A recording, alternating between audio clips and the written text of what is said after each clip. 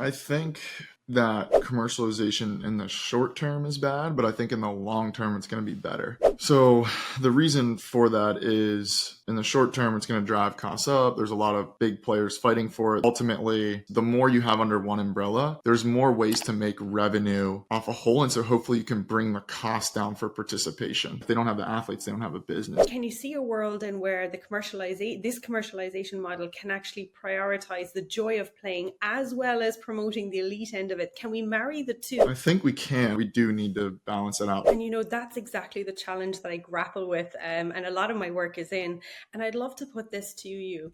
When we look at some of the data in and around fan engagement, kids are over 3 times more likely to be avid sports fans if they participate and play sports. If we then look at the declining youth sports participation model built on the elite one, and we're seeing like over 60% of kids not playing sports, if we looked at it this way, are we seeing potentially not having fans of the future? And as things get too expensive or too commercialized, usually it re-goes and people will go, no, we need to make it more free for some people and get participation. And the leagues aren't going to allow lower viewership. That MLB, for example, that they were losing a lot of viewership from younger audience, and they changed the rules and they added a pitch clock, and now they're going downstream, and now they're going, how do we engage? So now targeting on the younger side, I think we've seen some interesting examples of basically gamifying it. I'm sure you have some fascinating insights, and I'd love to hear more of those at some point from how you do it, and the work you do seems really cool. Today's kids are actually very different. You need almost like a pre-sports experience. And so I wonder what you think about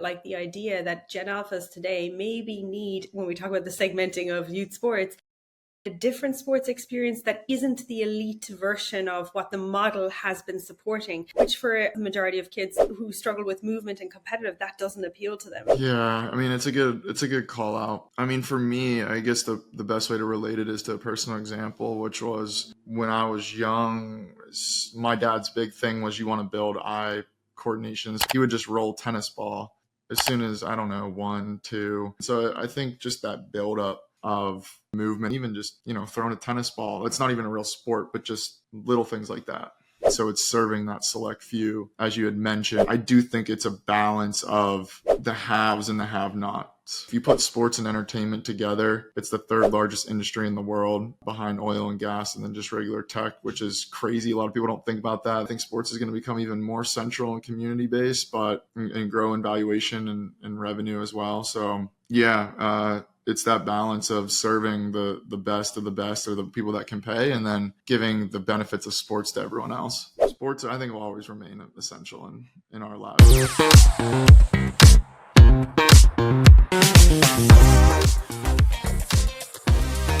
Before we start, thank you for all the DMs and great feedback on Kuul Conversations, which I love to hear, so keep it coming. And what would help us even more is if you choose to subscribe. It helps me to bring you more amazing guests and Kuul Conversations. Now let's dive into the episode. Welcome to Kuul Conversations, and today I'm thrilled to introduce Andrew Petcash, a dynamic sports influencer and the founder of venture fund Profluence. He's a recent graduate of Boston University and a former collegiate basketball player who has successfully blended his passion for sports with amazing business acumen. Through Profluence, he's carving out a niche by telling compelling stories of the sports industry, breaking down the trends, people, and companies that are shaping its future. With a keen eye for the intersection of sports and business, Andrew is redefining what it means to be an athlete in today's world. So let's get to it. Andrew, it's been some time coming, and I'm just thrilled to really have you on Kuul Conversations and dive into the youth sports industry with you. Yeah, thanks for having me here, Claire. And I know we had a hurricane and some stuff down here in Florida that pushed it back, so excited to finally line it up. And youth sports is exciting, so we'll have to keep this not too long, right? So Absolutely. And no, let's dive straight in. I mean, youth sports itself is undergoing a significant evolution as well as facing significant challenges. Many will acknowledge that the current youth sports model is broken. And I know that you've pointed out a major part of the issue is the rising costs that is driven by the lure of college scholarships and professional careers. Mhm. And I know that LA84 Foundation literally just released their play equity report in California. They're working to close the play equity gap.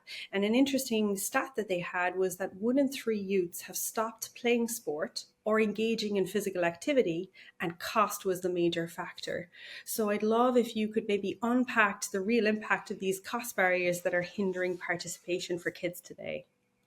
Yeah, I mean, youth sports have gotten pretty expensive, especially as I call it the privatization of it, of everything pushing toward more private and clubs and travel. And so, even for me, I mean, went through it.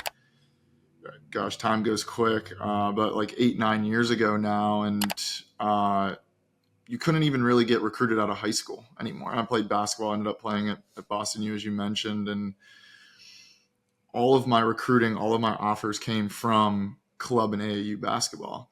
And so my parents have it somewhere. They haven't showed me. I'm sure they'll show it to me someday once I have kids and stuff. But they have a list of how much it cost.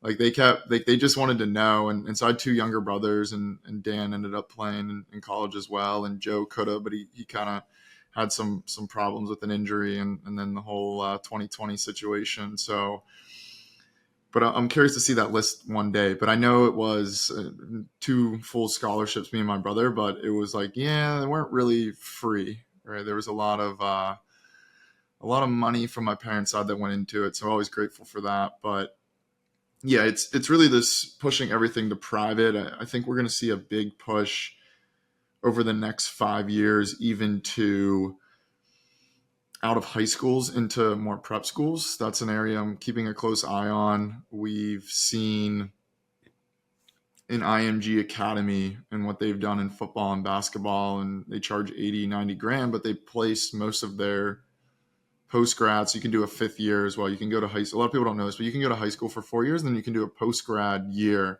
And so at BU, even most of my teammates, so we'll just use the scholarship kits. There's 13 players on the team, and 10 of the 13 all played a prep school year. So meaning they were actually, so when I came in as a freshman, there was 3 other freshmen, it was 4 of us. And I went straight from high school to college, and the other 3 were actually all a year older than me. Like they graduated high school a whole year before, went to prep school for a year.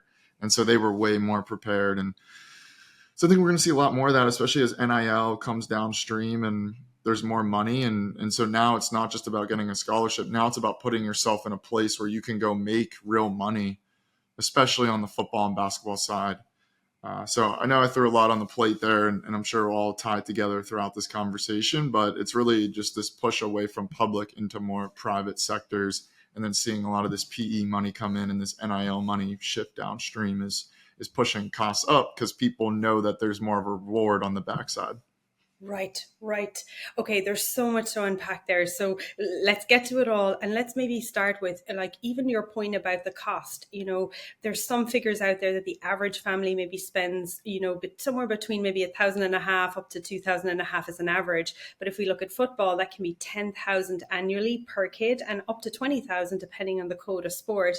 And you've mentioned the cost of prep academies. So there's this huge investment by families on the front side with no guarantee on the back side, and ultimately not a free scholarship. So where to what end, who is this serving in that case then?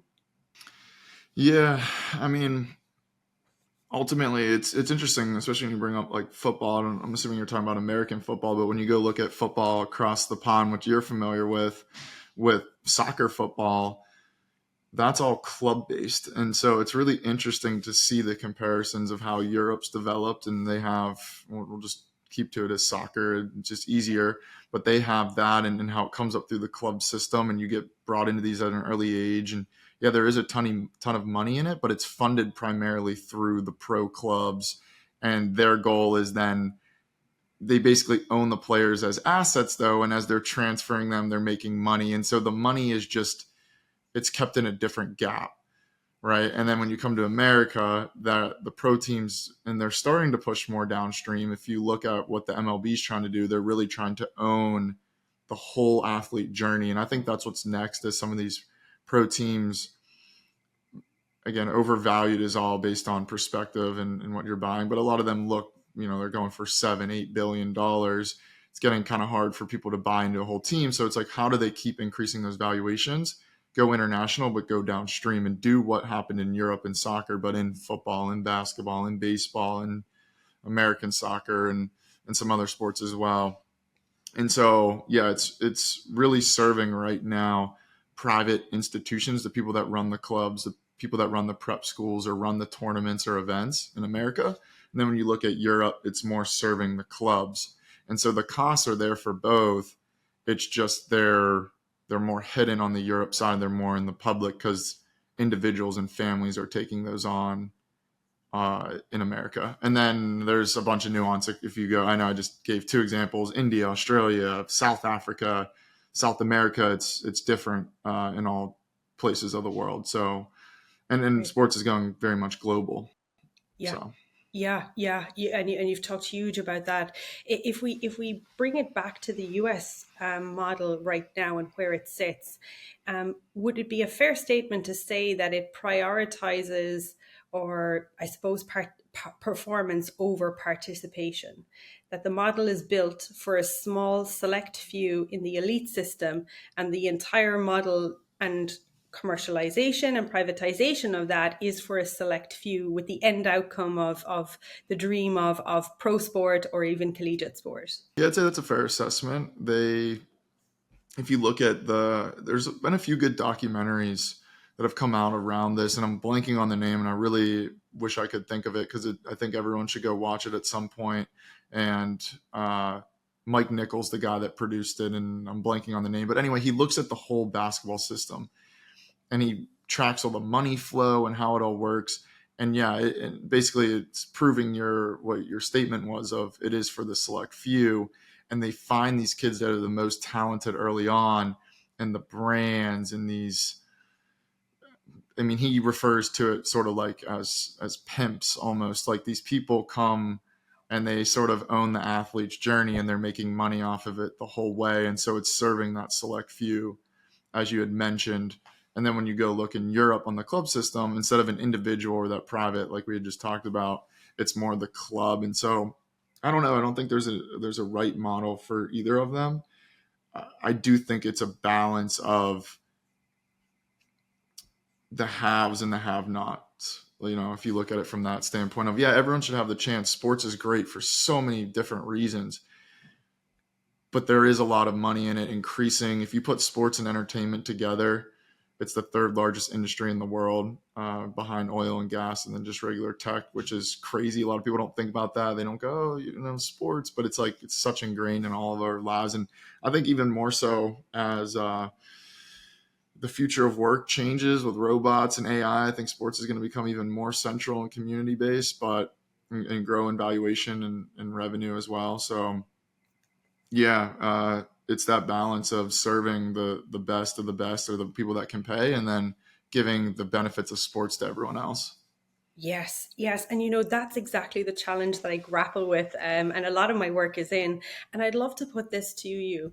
When we look at some of the data in and around fan engagement and fans, the data that's come out, and I think this was done by Sports Business Journal, is that kids are over 3 times more likely to be avid sports fans if they participate and play sports. So if we then look at the declining youth sports participation model built on the elite one, and we're seeing like over 60% of kids not playing sports, and barely 30% playing them regularly, is that a concern then, like if we look at the ecosystem at large? Because these are, if you don't play sports, elite, I mean, you would be a fan. And so maybe are we seeing the end of an era, if we looked at it this way, of sports fans, millennials, and even down as far as Gen Zs, and potentially not having fans of the future? Yeah, that's a big one, right? I don't think I think everything goes in cycles is how I'll answer it. I think we're just going through a cycle of, yeah, participation was down. We've had this tech come in. People forget. I mean, these things, these devices that are, we're basically all cyborgs, are attached to us all day, every day, are only a little over a decade old. And so we're seeing some of that effect in kids, and that's translating over to sports. But I think it's going to recycle, and these things go like this. And in the seasons or cycles, like I mentioned, and I think we'll see a swing back in participation. And as things get too expensive or too commercialized, usually it goes, and people will go, no, no, we need to make it more free for some people and get participation. And the leagues aren't going to allow lower viewership. They're going to, if the MLB, for example, that they were losing a lot of viewership from younger audience, and they changed the rules, and they added a pitch clock, and now they're going downstream, and now they're going, how do we engage? And you're seeing some of these, if you look at what happened in golf, like golf was losing a lot of viewers year over year. Well, then Top Golf blew up, a completely tangential thing to the side, and it re-engaged a whole new audience in a sport in a different way. And then viewership went way up, and then Live Golf and all the controversy. And even if you look at women's sports, how it's growing, the participation isn't increasing that much, but the viewership's going way up. And so I think these things always go like this. And we just had a dip in participation, which led to a dip in viewership. And now we're hopefully back on the upswing, and we'll have more dips in the future. But it is a good point. I think we all need to be thinking about it. But sports, I think, will always remain essential in our I lives, hope so. especially. I hope so too. But For yeah. sure, for sure.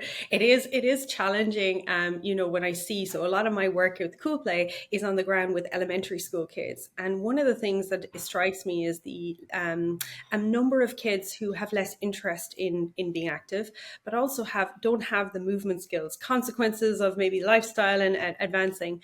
And so the gap between when you view a Messi or a LeBron and a child who maybe is struggling with fundamental movement skills to even participate, engage, is becoming wider, and is challenging. And then we have the other barriers such as cost to participate. And so then I wonder, just the way you talked about the way sport can be so adaptable, the example of Top Golf, is there a world in which you could see that, yes, today's raw material, today's kids are actually very different. And we actually maybe need to look at how we present youth sports to kids. Because one of the things I've observed is in so many different segments of the ecosystem, whether it's media engagement, digital technology, we've advanced, but we still present sports the same way as we did 30 years ago, arguably not even as good. So Yeah. I just wonder, we have very different kids today, and what your thoughts are on, how we could look at it differently potentially, and actually service, get more participation and look at those numbers. Yeah, and I'm sure you have some fascinating insights, and I'd love to hear more of those at some point from how you do it, and the work you do seems really cool.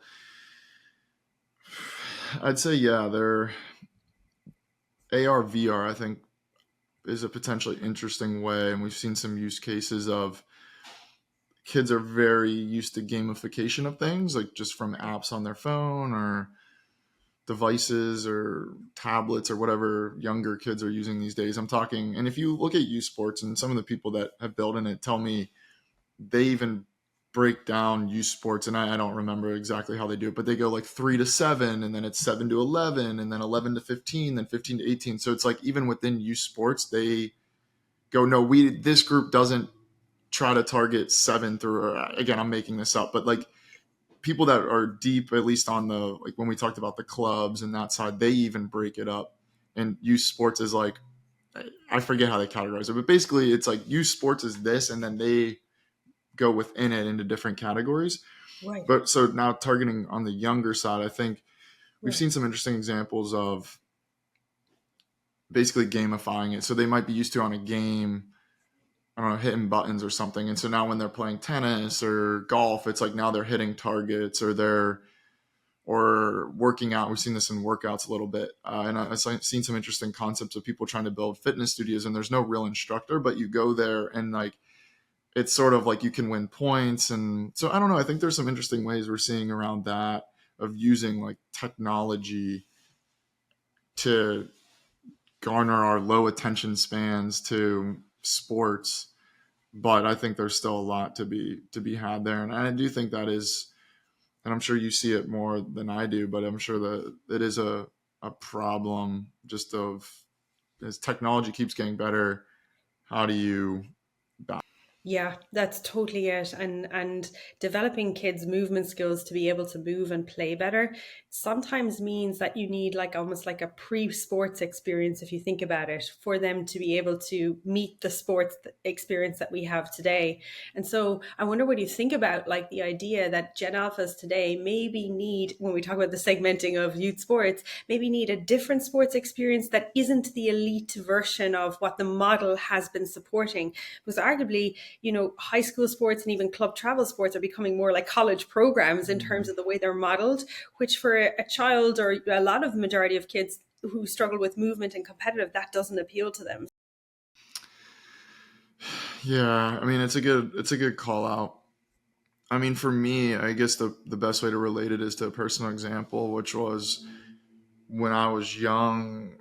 My dad's big thing was you want to build eye coordination. So I always said, like, when remember this when you have kids, if you want them to be good at sports or play sports, you gotta do this. So I don't know this, I don't remember. I was so little, but he would just roll tennis ball as soon as I don't know 1, 2, and just start to build that eye coordination and catching things and rolling it back and whatever. And then I remember playing basketball as young as 4, Wow. 5. But little hoops, right? You don't obviously you don't have a 10-foot hoop, but you have the mini ones, and so I think just that build up Yes. of movement. I know you're talking more about just movement, not sport per se, specific movement, but I think it is sort of you. The specialization too is bad because I played 4 sports up through high school, and then I only played 2 sports in high school. So I played 4 sports, and then you cut to 2, and then obviously played 1 in college. And so I think that the more you're exposed to the different movements you get. So I played soccer, I played baseball, I played basketball, I played flag football, I played golf and tennis. Like I played multiple different sports, and you get a little bit of everything. And I think that just helps with movement in general. Where this is a funny example, and I make fun of him still to this day. But one of my teammates in college, he was 7 foot, but all he had ever played was basketball, Mm. and so his movement was kind of funky, and they actually had to reteach him how to sprint, like because his running was just so. And it's like if he had played other sports, it maybe would have worked, like eked itself out before he got to college. So anyway, yeah, I think the more you're exposed to different sports, and even just throwing a tennis ball, that's not even a real sport, but just little things Yes. like that. Oh, that's beautifully said. And in so many ways, actually, exactly what your dad did through those fundamental skills of just very simple, not necessarily a sport, is what we're seeing and a lot of our work is doing and making that fun for kids. But that foundational work is often missing today for kids, and almost needs to precede entry into sport, in making it fun. So, and I think it's a really powerful message around the idea of that it's not this, playing multiple sports actually helps you to be able to be elite in any one sport. If we go back to the youth sports industry, and it's around 25 billion right now, projected to 75 by 2026, I know you've remarked that it's really becoming more commercialized by the day, for better or for worse. And I'd love you maybe just to chat through maybe the upsides and downsides of this commercialization and just broader sports culture. I think that commercialization in the short term is bad, but I think in the long term it's going to be better. Okay. So the reason for that is in the short term, it's going to drive costs up. There's a lot of big players fighting for it. There's some in the space that have been in it for 10, 20 years. They're trying to sort of exit out of it and get their win. But it's so fragmented still, and there's so many mom and pop shops, or just this family runs this. And if you even just, again, I think it's easier to use examples. So in the Pittsburgh area where I grew up, there was probably 7 or 8 AAU basketball clubs, so travel teams. And again, very similar to what you said, there's like a top one where all the best players typically go, all the way to kids that might not even make their high school teams but still play travel. And so you have a bunch of different options, but they're all owned by different families or individuals. And so it's very fragmented, and the costs are different, and no one, like, it's hard to manage or differentiate all of them. And that's why when you go to Europe, it's really like you don't have all that. You have one group that runs it, and they're able to subsidize all those costs because they know they're going to make more from the top kid. The top kids are going to drive the revenue higher, and so everyone else still gets the participation. And so I think that's going to slowly start to happen here in the US. Of groups will come in and own, and we've seen it a little bit. Dave Giesland, who founded Three Step Sports, they rolled up 1,000 youth sport clubs, and he's an investor in our company. And so I get to talk to him and know him pretty well. And it just started with him. His kids went through high school and he didn't like their travel experience. And so he built a lacrosse club and a basketball club, or I don't even remember the exact sports. And he just did them really well. And then he got just some big money person came and gave him a ton. He rolled up a bunch more, but he even is always in this constant battle of like, well, I did it to make an impact and create a better experience. And then it commercialized quick. And now you're taking so his thing was you never want to take the operator out of it. You never want to take the person that founded it. But ultimately, and getting to my point here in a second, is the more you have under one umbrella, there's more ways to make revenue off a whole. And so hopefully you can bring the cost down for participation, because you know that you can go sign a sponsor deal to get a brand in front of all 1,000 clubs. But one sponsor isn't probably going to care about one individual club.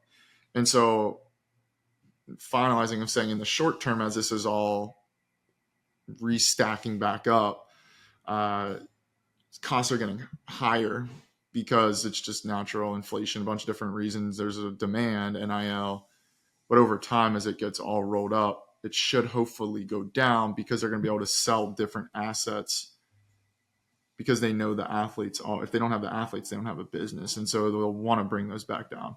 So that's what I think is going to happen, but it's going to take some time.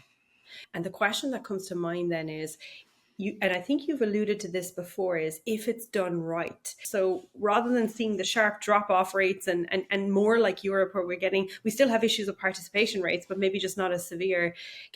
Can you see a world in where this commercialization model can actually prioritize the joy of playing as well as promoting the elite end of it? Can we marry the two and get the best of both worlds? And if you think so, what are the essential ingredients that you see to achieve that? I think we can. I think they'll always be separate to some degree, in the sense of, just like anything, the best kids in a class go take honors classes or AP classes, and then you go down, right? And I think sports is even more so like that, where you're going to have the top kids and they need to be playing against each other and they need to be competing and getting better and playing at a high level. And they're going to be more that monetization standpoint. Right. The problem is, though, right now, when you look at a prep school, they say, hey, these are the top kids. We're going to give it to them for free. So they get a $90,000 scholarship to come play. And I'm picking on IMG, but there's a lot like this. And I think they do a great job. I know a lot of people over there, but so let's just use basketball, for example. They have 5 teams. Their top team has 13 kids and they're all getting it for free, because they're bringing a lot of publicity to the school. So they give it to them for free. Well, the other 4 teams are probably paying. All the other kids are paying. And so those kids are basically paying for those other kids. And so we're right now, the problem is we're using all the participation people to subsidize the top people, where then they're going and making it. So it's like the rich getting, like the inequality is going like this. Yes. How do you sort of like either keep them completely separate or use other ways to keep the top talent here and the participation here? And so, yeah, I don't have a pure answer solution. I don't think a lot of people do. Otherwise, there'd probably be some signs of it. But yeah, that's definitely something we have to keep an eye on, because the participation side, in the long run, let's call a spade, NBA player, net over net. Some of them do great stuff and they're role models and it's amazing, but they play a kid's sport and make a ton of money and whatever, where all the people that subsidize them participation are going and helping, and they're the ones, running they're the ones even creating the ability for them to do that. And so anyway, we do need to balance it out, just even going outside of sports, just Yeah. from a macro perspective. Yeah, totally. I love the way you did that.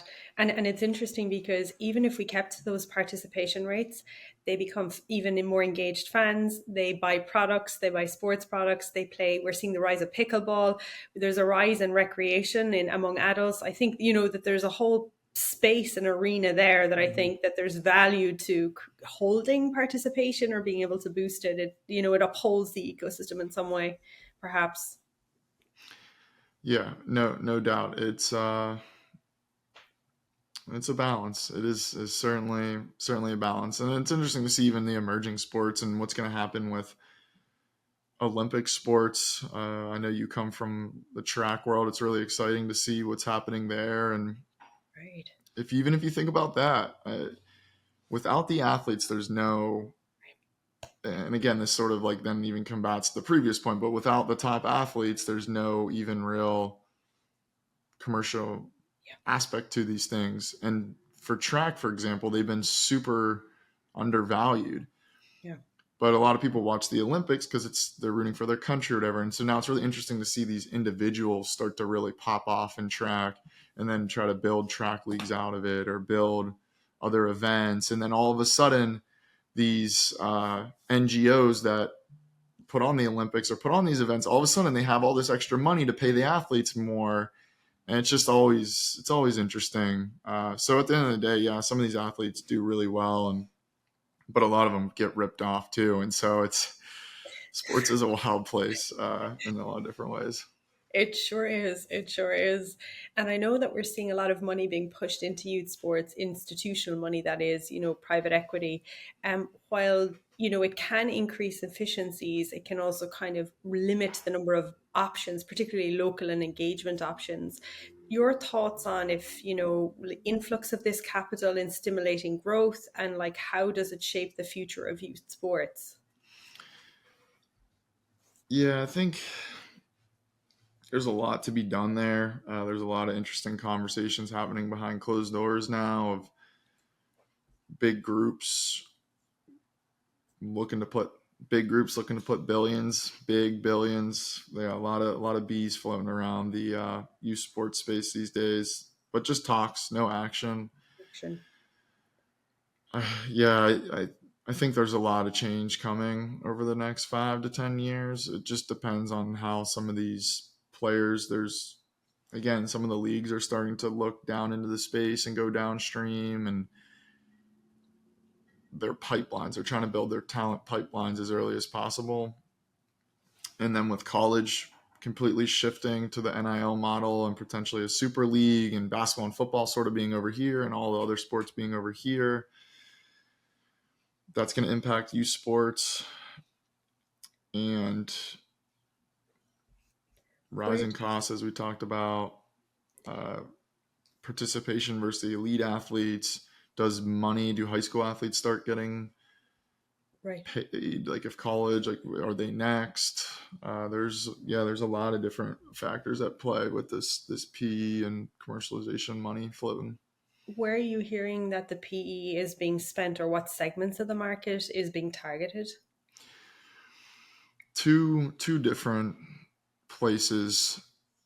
The most appealing to them is on the event side and the club tournament side. Okay. More cash flow plays come in. Hey, we know if we own these assets, everyone's still going to need their travel baseball tournaments. And so we've seen a lot happen there. Unrivaled, you have Three Step, you have Perfect Game. There's a few others now.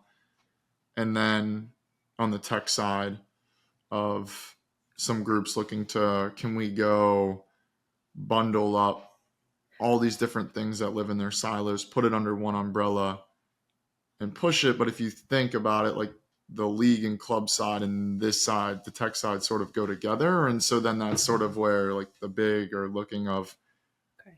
how do we own the whole ecosystem? How do we own the club? And then how do we own the event? And then how do we own the tech that fuels the event and the club? But Right. they're all completely separate now. Yeah. that is the biggest thing about the youth sports industry in the US is the fragmentation of that. Hmm.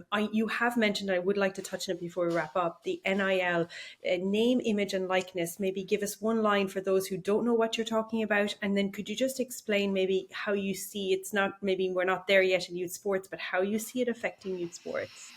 Yeah, name, image, and likeness. NILs past 2021 July went live federally for all 50 states in college, where you can get paid on your name, image, and likeness. So basically, they can, before, a college athlete couldn't do a commercial, which when you say it now, it sounds absolutely nuts and crazy and was the dumbest thing ever.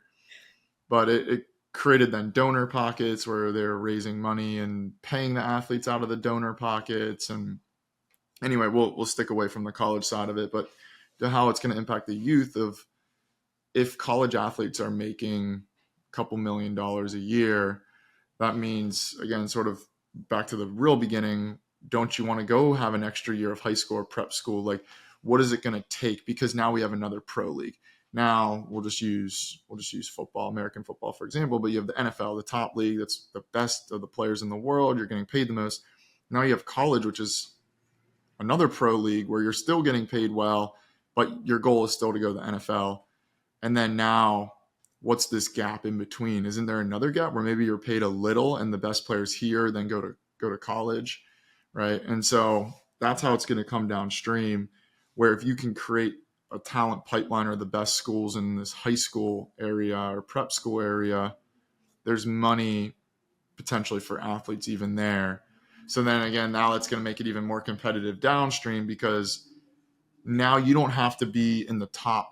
Before, you had to be the top 0.001% of talent to touch any sort of money as an athlete.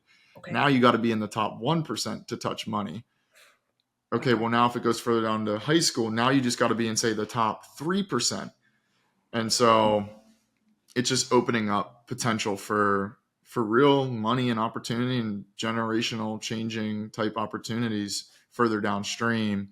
But again, that's going to make it more competitive and more crazy, and parents are going to be even wilder because of that. Because now it's like, before, there were players that were really good in college, but they didn't make any money, and then Right. they just weren't quite good enough for the pros, and they made no money from sports. But now there's going to be people that can go be a great college player and make real money, and Right. who cares if they go to the pros or not? And so I think that's gonna happen in high school eventually, or most likely like a prep or intermediary level. Do you think it can get down to youth sports at the, we say, the lower ends? I'm thinking like, under 12. Do you think you'd see it there? If it does, I think we got bigger problems as a You're society. But understating that. yeah, we've seen use cases of real young golf phenom, or Right. you'll see some brands put some money towards kids like that. But I don't think from a true structured way. I mean, college isn't even structured right now. I mean, it's still very much, donor puts up $1 million and they sign a quarterback that gets, like, it's not real structured yet. So it's going to take, people in youth sports always tell me that whatever innovation is happening in college usually takes 5 to 10 years to reach youth sports, which, again, that's just what they tell me. I don't know. I haven't like looked into it or experienced it from that standpoint, but that would make sense. There's this lag effect. Gotcha. That no, that makes complete sense, and I know that you're really well versed in the investment space, and you know that Goldman Sachs just released their investment report, and they describe the global sports ecosystem as one which is underpriced and misunderstood for years. Like, is it an industry, sector, asset class?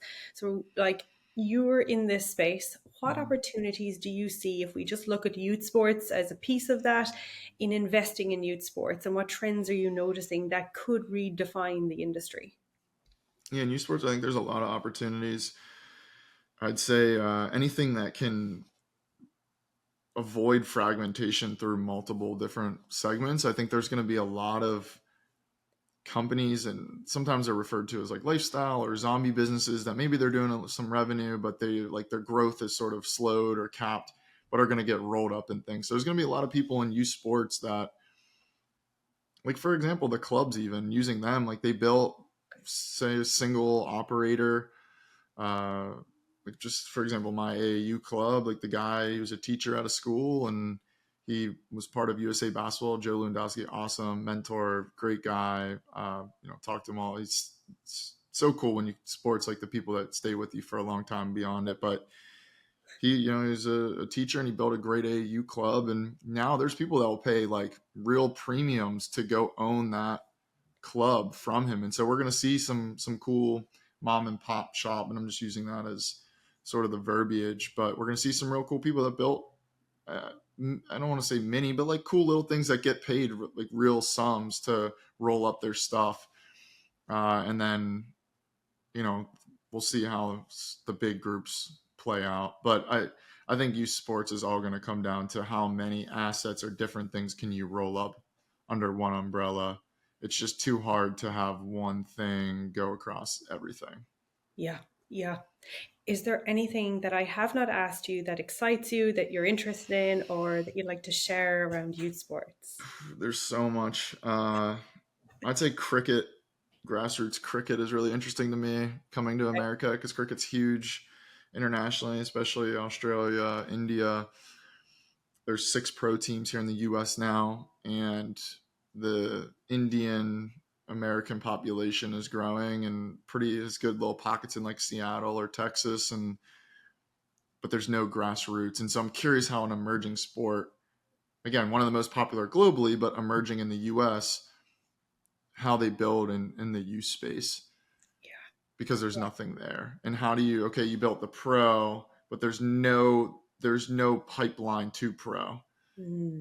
There's no youth, there's no colleges that have cricket. Like, how do you build that out? So I'm really curious to watch things like that. And there's other sports that's happening in as well, like pickleball and paddle and some other ones. That's really exciting. Any other questions, thoughts, or comments on youth sports? There's a lot in there. And I'm sure we could keep going for another hour if we wanted to. So many valuable insights. We should certainly dive into those, deeper. But I think you've given us a real sense of the state of play and where we're at. So thank you so much for your time today, Andrew. Thanks, Claire. It was awesome.